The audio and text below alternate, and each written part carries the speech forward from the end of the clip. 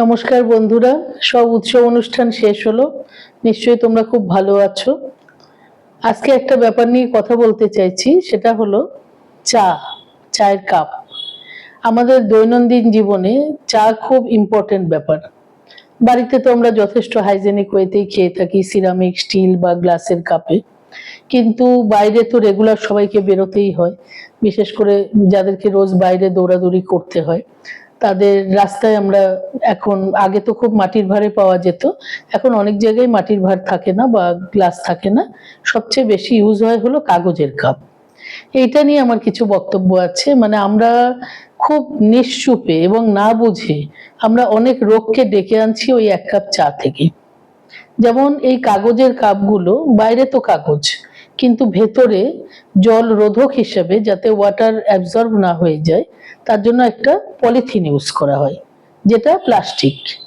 আর চা যখন ওর ভেতরে ঢালা হচ্ছে তখন মিনিমাম ওখানে টেম্পারেচার 70 থাকে এবং ম্যাক্সিমাম 90ও হতে পারে। এই টেম্পারেচারের সাথে যেই টাচ হচ্ছে তখন ওখানে মিনিমাম 25,000 প্লাস্টিক কণা ছড়িয়ে পড়ে, যেটা আমাদের প্রতি চুমুকে আমাদের শরীরে যাচ্ছে। এছাড়া বিপিএ এবং স্টাইরিন নামে দুটো ভীষণ ক্ষতিকারক কেমিক্যাল, মানে যারা কিডনি, লিভার, হার্ট এগুলোকে ভীষণভাবে এফেক্ট করে, আমাদের শরীরে পয়জন ঢোকাচ্ছে। ঠিক আছে, মানে ভীষণ বাজে কেমিক্যাল। সেগুলোও কিন্তু আমরা অজান্তে আমাদের শরীরে নিয়ে নিচ্ছি। এর থেকে বিভিন্ন কিডনি, লিভার এগুলো তো ক্ষতিগ্রস্ত হচ্ছেই, এবং আমাদের ইমিউন সিস্টেম খুব উইক হয়ে যাচ্ছে। তাছাড়া হার্ট অ্যাটাকের সম্ভাবনা বাড়িয়ে দেয়।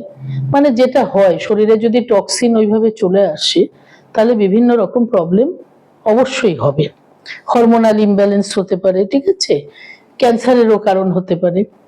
তা এই ছোট্ট একটা ইস্যুকে আমরা যদি একটু চেঞ্জ করতে পারি, মানে যেখানে মাটির ভাঁড় আছে সেখানে সেটা খেলাম, বা আমরা গ্লাস থাকলে খেলাম, আর না হলে আমার তো মনে হয় মানে একটা ছোট্ট স্টিলের কাপ বা গ্লাস বা সিরামিকের, বা এখন অনেক কিছু নতুন নতুন বেরিয়ে গেছে, মানে প্লাস্টিক ছাড়া যেগুলো, সেগুলো কোনো কিছু ক্যারি করা, তাহলে অন্তত আমরা এই হেলথ হ্যাজার্ড থেকে কিন্তু বেঁচে যাব।